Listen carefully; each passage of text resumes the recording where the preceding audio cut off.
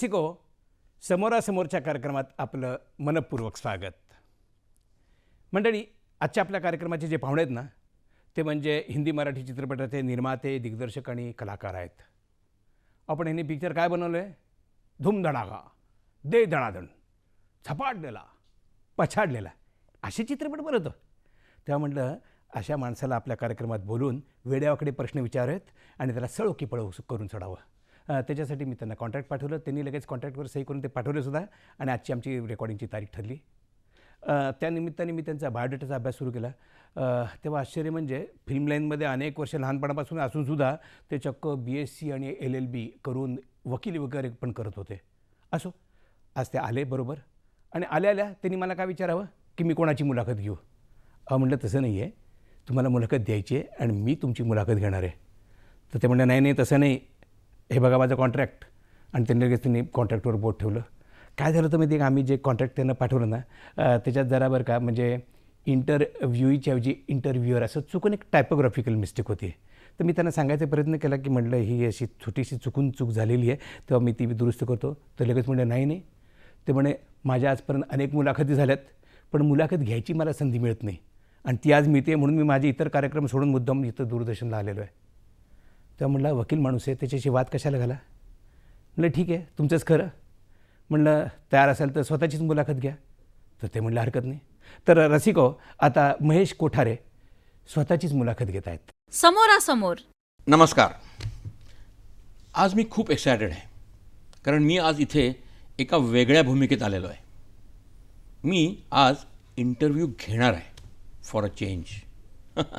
आणि कोणाचा घेणार आहे माहिती आहे का? महेश कोठारे. नमस्कार महेश कोठारे जी. महेशजी, मी तुला नुसतं महेश म्हटलं तर चालेल का? आता म्हटलं जायचं तर प्लीज कंटिन्यू. तर महेश, तुझे चित्रपट, तू खूप चित्रपट केलेस. धूमधडाका, दे दणादण, धडाकेबाज, थरथराट, शे. अरे तुला चांगली नावं नाही सुचली? म्हणजे ही नावं चांगली नाही? वाईट नाही आहेत, पण कशी सोज्वळ नावं जी आपल्याला मराठीत परिचित आहेत. थांब लक्ष्मी कुंकू लावते, सासूर वाशिण, लक्ष्मी आली घरा, अशी नावं नाही सुचली तुला? मी माझा छकुला, चिमणी पाखरं, वेड लावी जीवा, असे पण चित्रपट केलेले आहेत. मला वाटतं तुला ठाऊक असलं पाहिजे.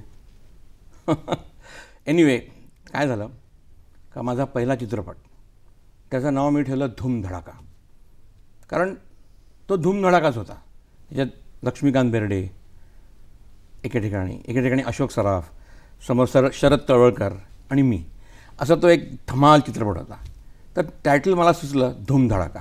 पण काय धूमधडाका म्हणजे काय, म्हणजे काय हे कसं काय? म्हणजे त्यावेळेला अण्णासाहेब देऊळगावकर जे आमचे लेखक होते, ज्यांनी ॲक्च्युली मला खूप काही शिकवलं ह्या लाईनमध्ये. पटकथा कशी असावी त्यांनीच मला शिकवलं बरं का. तर अण्णासाहेब देऊळगावकरांनी फर्स्ट ऑब्जेक्शन घेतलं का मला ही टायटल अजिबात पसंत नाही. ही टायटल इंटिरियरमध्ये चालणार नाही. इंटिरियरमध्ये आपला मेन बिझनेस आहे, आपला मेन धंदा तंबूत असतो, गावात असतो, आणि तिथे अशी टायटल लोकांना आवडत नाही.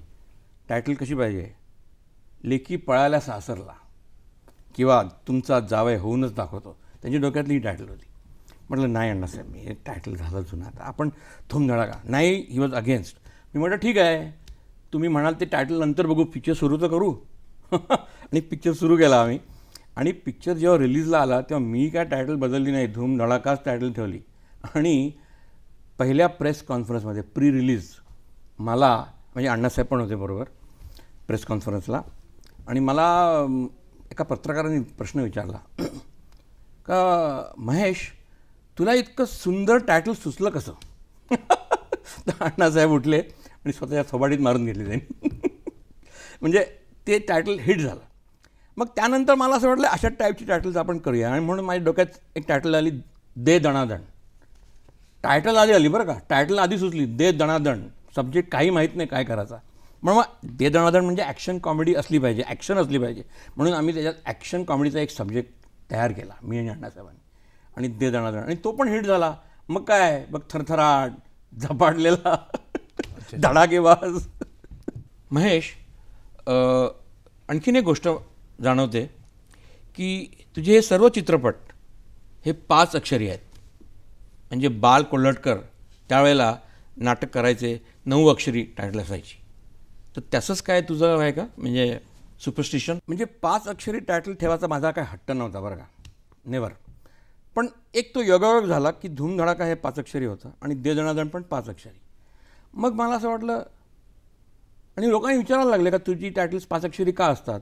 मला वाटलं लोकांमध्ये हे जे एक गूढ निर्माण झालेलं आहे, लोकांना एक कुतूहल निर्माण झालेलं आहे की हे 5 अक्षरी टायटलचं काहीतरी आहे, तर आपण हे मेंटेन करूया. म्हणून लगेच मी 5 अक्षरी टायटल शोधायला सुरुवात केली.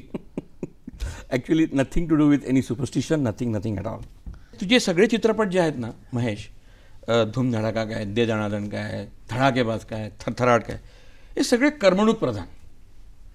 तुला कधी असं वाटलं नाही अरे सिनेमा हे इतकं पॉवरफुल माध्यम आहे, तुला कधी असं वाटलं नाही की काहीतरी एक सामाजिक विषय हाताळावा, काहीतरी संदेश द्यावा लोकांना म्हणून? म्हणजे की त्यावेळेलासुद्धा आणि आज देखील असे खूप नव्या दमाचे दिग्दर्शक आहेत जे संदेश देत आहेत, काहीतरी सामाजिक प्रश्न हाताळत आहेत. त्यांना करू दे की त्यांचं काम, ते छान करत आहेत. मी आपला करमणूक करतो लोकांचा, निख्खळ करमणूक. हां, पण माझी करमणूक निख्खळ असते. अनॲडल्टरेटेड एंटरटेनमेंट, प्युअर एंटरटेनमेंट. तिथे लोकांनी 2-2.5 तास यावं आणि मस्त एन्जॉय करून फ्रेश होऊन थिएटरमधून बाहेर पडावं. अरे हे पण एक सोशल वर्क आहे. अरे गेली 26 वर्ष मी ही समाजसेवा करतो आहे. ठीक आहे, पण काय रे महेश, तू एक चित्रपट केला धडाकेबाज, त्यावेळेस तू मराठीत प्रथमच सिनेमास्कोप चित्रपट आणलास. काय तुझं डोकं बिकं ठिकाणावर आहे काय? त्या काळामध्ये जेव्हा सिनेमाचा मेन धंदा आपला तंबूत होता, तेव्हा सिनेमास्कोप चित्रपट तंबूत कोण पाहणार होतं तुझं? म्हणजे माझ्या डोक्यात जेव्हा कल्पना आली का आपण मराठीतला पहिला सिनेमास्कोप म्हणजे ॲनामॉर्फिक फॉर्मॅटवरचा चित्रपट बनवूया, तेव्हा लोकांनी मला वेड्यात काढलं. लोक मला हसायला लागले. अक्षरशः लोकांनी मला वेडा ठरवलं, वेडा. कारण मी रिसर्च केला होता आणि प्रत्येक तंबूत किंवा जो धंदा आपला इंटिरियरचा आहे तिथे सिच्युएशन काय आहे ह्याचा मी थोडा रिसर्च केला होता. आणि मला असं कळलं होतं की हिंदी चित्रपट पण लागतातच की तिकडे, आणि प्रत्येक तंबूमध्ये सिनेमास्कोप लेन्स होती. सिनेमास्कोप लेन्सच लावायची असते ना, लेन्स लावली का सिनेमास्कोप, आणि पडदा मोठा ठेवायचा असतो. प्रत्येक थिएटरमध्ये ती फॅसिलिटी होती, प्रत्येक तंबूत ती फॅसिलिटी होती, आणि ज्या तंबूत ती नव्हती त्यांनी माझ्या चित्रपटासाठी ती फॅसिलिटी आणली. आणि आणखीन एक सांगतो का धडाकेबाज हा चित्रपट नुसता सिनेमास्कोप नव्हता, तर तो 4 ट्रॅक स्टिरिओफोनिक साऊंडमध्ये सुद्धा होता. त्याला 4 ट्रॅक स्टिरिओफोनिक साऊंडची मी जोड दिली होती. ही टेक्नॉलॉजी नुकतीच आली होती, आणि त्यावेळेला पहिला चित्रपट भारतातला 4 ट्रॅक स्टिरिओफोनिक साऊंडवरती जो आला त्याचं नाव होतं मैंने प्यार किया. राजश्री प्रोडक्शनचा तो चित्रपट होता. तो सुपरहिट ठरला आणि तो चित्रपट रिलीज झाला आणि माझा चित्रपट सुरू झाला. आणि माझा चित्रपट जेव्हा रिलीजला आला त्या चित्रपटाची सिल्वर ज्युबिली होती. पण तोपर्यंत कोणीही परत धाडस केलं नव्हतं का पुन्हा 4 ट्रॅक स्टिरिओफोनिक साऊंड सिस्टीमवर चित्रपट बनवायचं. त्याला कारण असं होतं का 4 ट्रॅक स्टिरिओफोनिक साऊंड सिस्टीम जी आहे it was a very कंबरसम process. म्हणजे काय करायला लागायचं, पहिला प्रिंट काढायची, आणि ती प्रिंट काढून त्या प्रिंटला मग ते लेड ऑक्साईड जे मटेरियल असते, जे आपल्या मॅग्नेटिक टेपला आपण वापरतो, त्या मटेरियलनी ती फिल्म पॉझिटिव्ह आपली प्रिंट स्ट्राईप करायची. त्या प्रिंटला स्ट्राईप करून त्या दोन्ही बाजूला ते स्ट्राईप्स यायचे परफोरेशनच्या आतमध्ये आणि परफोरेशनच्या बाहेर, आणि मग त्याच्यावरती साऊंड पुन्हा रेकॉर्ड केला जायचा. That was the system of 4 track. पण मी ते धाडस केलं त्यावेळेला, आणि तुला गंमत सांगतो, म्हणजे I think many people should know about this, की जेव्हा मी हा चित्रपट केला धडाकेबाज सिनेमास्कोप आणि 4 ट्रॅकमध्ये, तेव्हा मी पहिलं थिएटर, माझी इच्छा होती का पुण्यामध्ये मंगला थिएटरला हा चित्रपट लागावा. कारण Mangala was a huge cinema house, एक आलिशान सिनेमा हाऊस आणि वेल मेंटेन्ड सिनेमा हाऊस, आणि साऊंड पिक्चर ते इतकं ब्युटिफुल होतं. तर मला असं वाटलं की इथे लावा, आणि तिथे मैंने प्यार किया चालू होता. तर चाफळकर जे त्या चित्रपटगृहाचे मालक आणि चालक आहेत त्यांना मी जाऊन भेटलो आणि त्यांना म्हटलं का मी असा चित्रपट केला आहे मराठीत प्रथमच सिनेमास्कोप आणि 4 ट्रॅक स्टिरिओफोनिक साऊंडमध्ये. ते म्हणाले व्हेरी गुड, मी म्हटलं तुमच्याकडे ॲज इट इज मैंने प्यार किया चालू आहे, तो सुद्धा 4 ट्रॅक स्टिरिओफोनिक साऊंडमध्ये आहे, तेव्हा माझा लावायला काही प्रॉब्लेम नाही. ते म्हणाले नाही महेश, हा मैंने प्यार किया जरी 4 ट्रॅक साऊंडमध्ये असला तरी माझ्याकडे तो मोनोमध्ये चालू आहे, कारण माझ्या थिएटरला मी अजून ती 4 ट्रॅक सिस्टीम लावलेली नाही. पण त्या माणसाची कमाल बघा, म्हणजे मराठी माणूस मराठी माणसासाठी कसा धावून येतो. त्यांनी सांगितलं महेश तुझ्यासाठी मी हे थिएटर 4 ट्रॅकमध्ये कन्वर्ट करतो. आणि अक्षरशः पिक्चर ज्या दिवशी रिलीज होता त्या दिवशी सकाळपर्यंत त्यांचा इंजिनियर ते काम करत होता. त्यांचे बंधूच इंजिनियर आहेत, ते स्वतःच सगळं करत होते. आणि that was the day I remember. Everybody was so excited, सगळेजण इतके एक्सायटेड होते का मराठीतला पहिला 4 ट्रॅक स्टिरिओफोनिक साऊंड चित्रपट येतो आहे. आणि they were all putting their efforts in it. आणि ऑल ओव्हर महाराष्ट्र, म्हणजे विदर्भामध्ये नागपूरला पण ज्या डिस्ट्रीब्युटरनी माझा चित्रपट घेतला होता त्यांनीसुद्धा मनापासून मेहनत घेऊन एक खूप गमत आली होती तेव्हा. आणि that was the first time मराठीतला पहिला सिनेमास्कोप आणि 4 ट्रॅक स्टिरिओफोनिक साऊंडमध्ये रेकॉर्ड झालेला चित्रपट महेश कोठारे यांनी बनवला. ठीक आहे, म्हणजे मराठीत तू क्रांती घडवलीस असं म्हणायला हरकत नाही. पण मला एक सांग, त्यानंतर तुझ्या डोक्यात एक भूत सवार झालं, काहीतरी वेगळं, आणि मराठीत प्रथमच हे एक समीकरण तुझ्याशी जोडलं गेलं आणि काहीतरी आपलं करत राहायचं म्हणून काहीतरी नवीन नवीन करतच राहिलंस तू. म्हणजे तुला असं काहीतरी करायचं, काहीतरी नवीन तांत्रिक करायचं, काहीतरी व्यसनच लागलं म्हणायला हरकत नाही. पण ते एक चांगलं व्यसन आहे बरं का. आणि त्या व्यसनामुळेच मी बऱ्याचशा काही गोष्टी करू शकलो. मराठीत प्रथमच डॉल्बी डिजिटल साऊंड आणला मी. त्यानंतर मराठीत प्रथमच डिजिटल स्पेशल इफेक्ट्स पछाडलेल्याच्या माध्यमातून मी आणले. Dolby digital sound I brought with चिमणी पाखर. आणि पछाडलेला चित्रपट जो मी केला त्याच्यामध्ये प्रथमच डिजिटल स्पेशल इफेक्ट्स, म्हणजे कंप्लीट DI करून त्याच्यावरती इफेक्ट्स करून कम्प्युटरमध्ये ग्राफिक्स करून ते परत त्याची डिजिटल इंटरमिडिएट करून ते इफेक्ट्स करणारा पहिला मी आहे. आणि त्यावेळेला मी म्हणजे असं हे पण जाहिरात पण केली होती का मराठीतला पहिला डिजिटल स्पेशल इफेक्ट्स असलेला चित्रपट. आणि मग त्यानंतर असे बरेचसे फर्स्ट आहेत माझ्याकडे. म्हणजे मराठीतला पहिला DI केलेला चित्रपट वेड लावी जीवा वगैरे वगैरे. ठीक आहे. म्हणजे तू समाजसेवक पण आहेस आणि क्रांतिकारक पण आहेस. पण मला एक सांग का हल्ली एक नवीन तंत्र आलेलं आहे, डिजिटल कॅमेरा. चित्रपट डिजिटली शूट होतो, रेड कॅमेरा आले किंवा आणखीन काय काय कॅमेरे आले आहेत. तर तुला नाही असं वाटलं कधी की आपण मराठीत प्रथमच डिजिटली शॉट फिल्म बनवावी? आणि त्याच्यामध्ये पैशाची बचत पण होते म्हणे. हे बघ, पैशाची बचत करणं हे मी कधीच विचार करून चित्रपट बनवला नाही. I am a passionate film maker. चित्रपट बनवणं हे माझं एक पॅशन आहे. ऑफकोर्स एक बजेट आपण आखतो, पण बजेट आखल्यानंतर जेव्हा सिनेमा करण्यात आपण घुसतो तेव्हा मग विचार नाही करत. मग आपण चांगला सिनेमा कसा करता येईल ह्याचाच विचार करतो मी. I am a passionate film maker. I eat cinema, I sleep cinema, I walk cinema, I talk cinema. तेव्हा ऑफकोर्स तू म्हणतोस ते बरोबर आहे. डिजिटल आजकाल टेक्नॉलॉजी आलेली आहे आणि डिजिटल कॅमेरा लोक वापरत आहेत आणि त्याच्यावर शूट करत आहेत. त्याच्यामध्ये रॉस्टॉकची खूप बचत होते. पण तुला सांगतो, सेल्युलॉईड इज सेल्युलॉईड. सिनेमात म्हणजे सेल्युलॉईडवरती जी डेप्थ मिळते आपल्याला ती डिजिटलमध्ये कधीच मिळत नाही. तेव्हा मला आत्ता तरी टेक्नॉलॉजी आपली अशी आहे की इट इज, जरी कॅमेरे 4K रेझोल्युशनवरती शूट होत असले तरी आपलं जे नंतरचं पोस्ट जे प्रोडक्शनचं काम असते ते 2K होते. आणि they for the result is not the way you expect for cinema. म्हणजे आज जो सेल्युलॉईडचा रिझल्ट आहे तो तुला डिजिटलवरती कधीच मिळणार नाही असा माझा विश्वास आहे. आजची टेक्नॉलॉजी जरी असं सांगते, उद्याला टेक्नॉलॉजी आणखीन इम्प्रूव्ह झाली आणि digital wise if you can match the film depth, the film quality, मग डेफिनेटली मी त्याला शिफ्ट होईन. पण आत्ता तरी मी I am sticking to cinema and making on celluloid. Cinema is celluloid. ठीक आहे, let's not get carried away. बरं, मला एक सांग महेश, सध्या तू काय बनवतो आहेस? माझा एक नवीन चित्रपट येतो आहे, त्याचं नाव आहे दुभंग. दुभंग, वा, म्हणजे हिंदीमध्ये दभंग गाजला, आता तू मराठीत दुभंग काढतो आहेस का? दभंग आणि दुभंगचा काहीही संबंध नाही.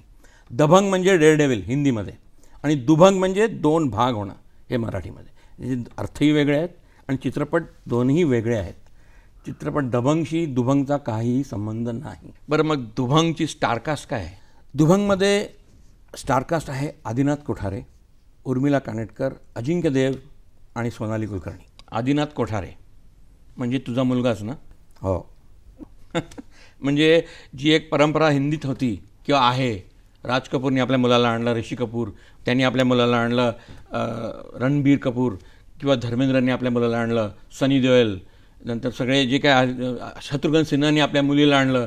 तर तू मराठीमध्ये हा ट्रेंड सुरू केलाच काय, म्हणजे आपल्या नेक्स्ट जनरेशनला ह्या लाईनमध्ये आणायचा? तुला माहिती आहे आजकालची तरुण पिढी आहे, त्यांना कोणी कुठेही आणत नाही, ते आपला मार्ग स्वतः शोधतात. माझा मुलगा MBA आहे with finance. He has done MBA. मी त्याला त्याचं पूर्ण शिक्षण दिलं आणि मग त्याला सांगितलं बाबा तू आता ठरव तुला काय करायचं आहे ते. आता त्यानेच ही लाईन सिलेक्ट केली, त्याला मी काय करणार? It's beyond me. I have no choice. आता त्याच्यावर मला आठवलं, तू MBA म्हटलं, तुझा मुलगा MBA. ऑफकोर्स तू LLB असल्यावर तुझा मुलगा MBA असणारच. पण मला एक सांग, तू BSc LLB आणि या लाईनमध्ये आलास, हे काय गुड आहे? तुला सांगतो का, लहानपणी मी चित्रपट जे केले ते तू पाहिलं असेल की छोटा जवान, ह्याच्यामध्ये मी छोटा जवान होतो. किंवा हिंदीमध्ये मी जेव्हा आलो तेव्हा मेरे लाल, सत्येन बोस सारखा मोठा डिरेक्टर, मी मेरे लालमध्ये मेरे लाल मीच होतो, म्हणजे सेंट्रल कॅरेक्टर. त्यानंतर LV प्रसादनी केलं राजा और रंक, त्याच्यामध्ये राजा पण मी आणि रंक पण मी, डबल रोल. जसा आता आपला डबल रोल आहे तसा तेव्हा पण मी डबल रोल तेव्हा केलेला आहे. तर ती मेन, जरी मी तेव्हा इतका म्हणजे माझ्यावरती आधारित चित्रपट बनले आणि I was a kind of a celebrity, पण full credit to my parents. माझ्या आईवडिलांना हे फुल क्रेडिट आहे की त्यांनी कधीही मला असं दर्शवलं नाही का मी कोणतरी सेलिब्रिटी झालेलो आहे. शाळा वॉज कंपल्सरी, शाळा वॉज मस्ट, आणि शाळेतसुद्धा मी बसनी जायचो, BST बसनी. आणि शाळेत मला जाताना वडील सकाळी 50 पैसे द्यायचे. त्यावेळेला 50 पैसे खूप होते त्यावेळेला, म्हणजे 10 पैसे जायची तिकीट होती बसची, यायची तिकीट 10 पैसे, आणि 30 पैसे खर्चाला मिळायचे. आणि लंच तर यायचंच, त्यामुळे लंचचा का प्रश्न नव्हता. तर एकदा असं झालं, एक इन्सिडेंट आहे, तो सांगण्यासारखा इन्सिडेंट आहे. राजा और रंक चित्रपट लागला होता थिएटरमध्ये रॉक्सीला, आणि तुफान हिट, गाजतोय चित्रपट, आणि मी बसनी आपला एका शाळेतून शाळा सुटली आणि बस पकडली आणि बसनी चाललो आहे, आणि चुकून त्यावेळेला ना मी रॉंग बसमध्ये चढलो. माझी शाळा ख्राईस्ट चर्च म्हणजे बायखळ्याला, आणि बायखळ्यावरून त्यावेळेला आम्ही राहत होतो गवाल्या टँकला. तर ती बायखळ्यावरून गवाल्या टँकला जायच्याऐवजी ती बस शिरली आग्रीपाडामध्ये, आणि मला सगळी रस्ता सगळा नवीन दिसायला लागला.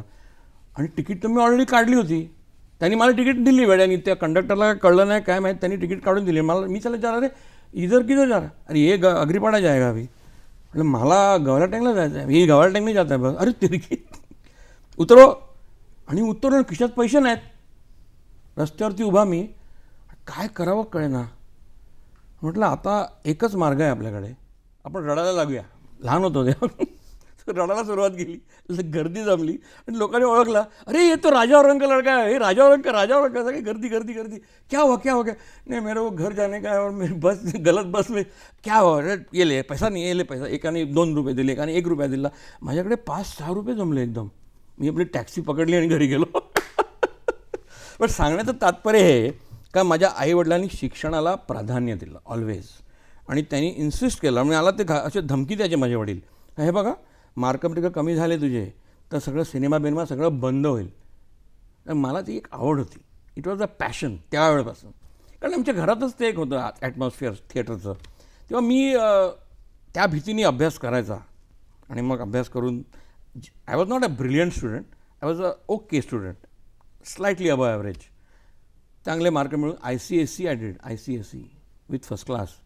आणि मग मला आता कॉलेजला जाणंच होतं, म्हणजे माझ्या पेरेंट्स सेट की graduation is a must, graduate हो आणि मग तुला जे काय करायचं ते तू कर. तेच मी आता माझ्या मुलाबरोबर केलेलं आहे. तर मी ग्रॅज्युएशन झालं माझं, BSc केलं विथ मायक्रोबायोलॉजी, आणि मी चित्रपटात काम करायला सुरुवात केली. पण काम काय मिळेना, कारण लहानपणी आपण जेव्हा लहान असतो ना, तुला सांगतो लहान असतो तेव्हा जग वेगळं असते. थोडंसं काहीतरी चांगलं आपण केलं कॅमेरा पुढ्यात तर खूप कौतुक होतं. हो, कारण काम चांगलं करणारी लहान मुलं कमी असतात. पण जेव्हा आपण ह्या मोठ्या सागरात उडी मारतो तेव्हा ते जग वेगळं असतं टोटली, आणि ती कॉम्पिटिशन, ते सगळं जग, त्या कॉम्पिटिशनला फेस करणं टफ जॉब, काम नाही. माझ्या डोक्यात कल्पना आली, आपण काम नाही तर मग आपण काहीतरी केलं पाहिजे आणखी. म्हणून मी ठरवलं का LLB करूया. आणि मी LLB असं कॉलेज जॉईन केलं आणि मला एक चित्रपट मिळाला, प्रीत तुझी माझी. एक मिनिट. प्रीत तुझी माझी. मला आठवतं तो चित्रपट. तो रिलीज झाला आणि रिव्ह्यू आला होता, तोंडावरची माशी न हलणारा हिरो. अरे महेश, काय आहे, लहानपणी तुझं एवढं कौतुक झालं, इतकं काय तुला अवॉर्ड्स मिळाले आणि सिल्वर ज्युबिली आणि हे न ते, आणि मोठेपणी जेव्हा समुद्रात उडी मारलीस तेव्हा तोंडावरची माशी न हलणारा हिरो. हां, ती एक गंमत आहे. म्हणजे कशी आहे का, प्रीत तुझी माझी हा चित्रपट, ह्याचे दिग्दर्शक होते प्रभाकर पेंढारकर. म्हणजे प्रभाकर पेंढारकर म्हणजे भालजी पेंढारकरांचे चिरंजीव. He was a very talented and intelligent person. आज नाही आहेत त्या, पण ते एक प्रकारचे माझे गुरु पण आहेत, कारण त्या चित्रपटामध्ये मी त्यांना असिस्टंट म्हणून काम केलेलं आहे डिरेक्शनमध्ये. तर त्या चित्रपटाच्या सुरुवातीला तो होता basically a comedy. It was a romantic comedy. त्याने मला जेव्हा स्क्रिप्ट दिलं, ते स्क्रिप्ट मी वाचलं, खूप छान होतं स्क्रिप्ट. प्रभाकर पेंढारकर मला म्हणाले की महेश, तू कधी आजपर्यंत कॉमेडी केलेस का? म्हटलं नाही बाबा, आत्तापर्यंत मी सगळे सिरियस चित्रपट केलेत बालपणीचे. पहिलाच माझा चित्रपट ॲज अ हिरो म्हणून आहे आणि तो सुद्धा कॉमेडी बाजचा, त्याला बाज कॉमेडी आहे. तर हो, कॉमेडी एक स्पेशालिटी आहे ती, तुला त्याचं थोडंसं नॉलेज असणं गरजेचं आहे. मी म्हटलं ठीक आहे ना sir, I am at your service, I am in your hands, तुम्ही मला सांगा काय करायचं. मला म्हणाले, हे बघ, त्यावेळेला ते ना, he was the chief producer of films division. त्यामुळे त्यांच्याकडे फिल्म डिव्हिजनची सगळी लायब्ररी त्यांच्या अंडर होती. त्यांच्याकडे चिक्कार सिनेमे होते, जुने आर्काईव्हजमधले. ते म्हणाले की तू एक काम कर, जुने कॉमेडियन्स जे होते हॉलिवूडचे टॉप कॉमेडियन्स, म्हणजे चार्ली चॅप्लिन आपल्याला माहितीच आहे, लॉरेन हार्डी पण आपल्याला माहिती आहेत, पण हेरॉल्ड लॉईड आणि बस्टर कीटन हे तू नाव ऐकलेस का? मी ऐकलं नव्हतं तेव्हा. म्हटलं हेरॉल्ड लॉईड आणि बस्टर कीटन नाही ऐकलं मी. तू त्यांचे चित्रपट बघ. त्यांची एक कॉमेडीची स्टाईल वेगळी होती, शैली वेगळी होती. त्यांच्याकडे प्रभाकर पेंढारकरांना ती लायब्ररी त्यांची होती, त्यांच्याकडे तो थिएटर पण होतं मिनी. त्यावेळेला व्हिडिओचा जमाना नव्हता ना, त्यावेळेला आपण व्हिडिओ लावून चित्रपट बघू शकत नव्हतो. तेव्हा चित्रपट पाहायचा म्हणजे थिएटर पाहिजे. तर त्यांची फिल्म डिव्हिजनचं थिएटर होतं, त्यांनी मला ते उपलब्ध करून दिलं आणि सगळ्या फिल्म्स मला त्यांनी त्या बस्टर कीटनच्या आणि हेरॉल्ड लॉईडच्या आणून दिल्या आणि बोललं बघत बस दिवसभर. आणि सकाळपासून संध्याकाळपर्यंत मी रोज 4-4, 5-5 पिक्चर्स बघत असे. हेरॉल्ड लॉईड आणि बस्टर कीटन या दोघांचं, एस्पेशली बस्टर कीटन, ह्यांची खासियत काय होती माहिती आहे का? ते चेहऱ्यावरती एक्सप्रेशन न ठेवता अभिनय करायचे. म्हणजे काहीही समोर घडलं तरी त्या बस्टर कीटनचा एक्सप्रेशन तेच, आणि दॅट वॉज हिज USP. त्याच्यामुळे तो एक विनोद क्रिएट व्हायचा.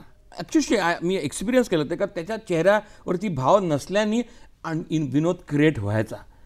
आणि मला प्रभाकर पेंढारकरांनी अगदी आवर्जून सांगितलं की बस्टर कीटनचा हा भाव तू लक्षात घे, का तो विदाऊट एक्सप्रेशन्स तो जे कॉमेडी क्रिएट करतो तो विचार कर.